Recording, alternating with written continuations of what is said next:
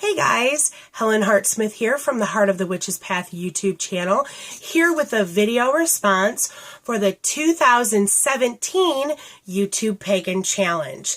I had fun doing last year's Pagan Challenge for YouTube, and so I'm picking up this year's, and I missed the first few weeks. I posted a video dealing with how I'm going to approach this year's challenge because I'm going to do it a little differently from last year. So I'll try to remember to put a link in the description box that will kind of take you back if you have any questions. But this is for week 6, and this is going to be my first video for the 2017 challenge.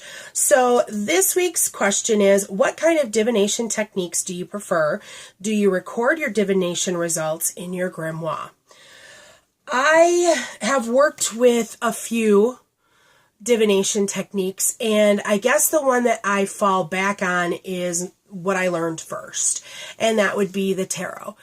I have numerous decks, and I made myself stop buying decks because I had so many and went through and purged them about a year or so ago. I want to say I did a blog post on that. I might have to do some looking around, and if I see something, I'll share it.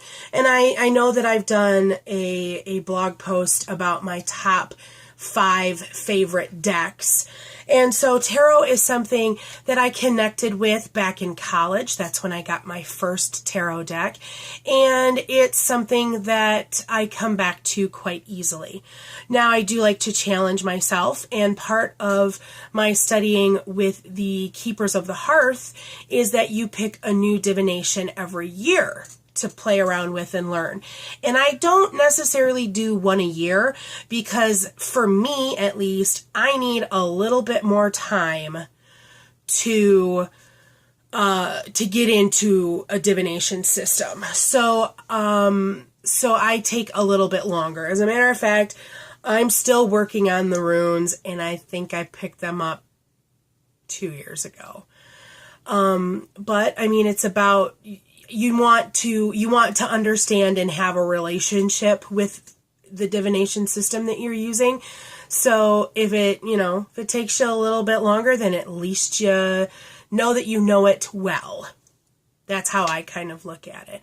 Now, as far as recording my readings in a grimoire or something like that, I've gone back and forth because, quite honestly, I was in college in the early 90s, and so that was 20 some years ago.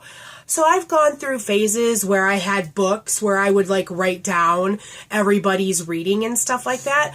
But when you're doing a 10-card reading, that in and of itself is time consuming, okay? Especially if you have a situation where it's a difficult read. And so I did go through a time when I wrote things down and it would drive me crazy, and I stopped doing it. Now, what I do try to do for myself is I try to draw a card or a rune, or either a tarot card or an oracle card for myself every day.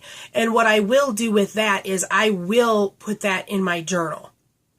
And that way I can look at trends, at the kinds of messages that I was getting, and stuff like that. So for myself, yes, I do keep a record, but not every reading that I do.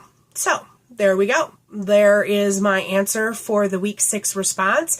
If you learned something, please give us a thumbs up. If you haven't done so already, please subscribe to the channel. And until next time, thanks for walking the path for a little while with me. Blessed be.